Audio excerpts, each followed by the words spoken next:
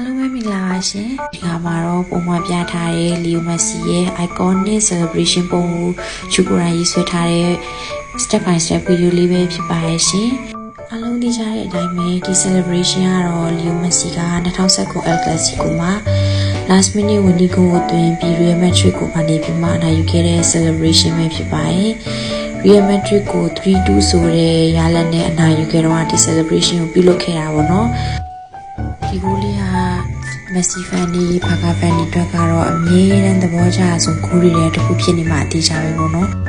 အဲကြောင့်လည်းချူဒီ celebration လေးကိုပေါ့နော်ဒီဂိုးလေး6နှစ်ပြည့်အနေနဲ့အမတ်တရရေးဆွဲခဲ့ခြင်းဖြစ်ပါရဲ့ဒီဂိုးလေးကတော့ပဲချိန်မမီချူရဲ့ all time favorite ပါ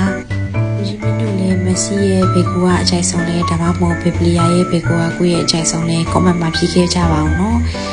နောက်ထပ်ဗီဒီယိုတွေမှာပြန်တွေ့ပါမယ်ရှင်အဆုံးထိကြည့်ရှုအားပေးတဲ့ရောက်ချင်းတိုင်းကျေးဇူးများကြီးတင်ရှိပါတယ်အားလုံးပဲတတားပါ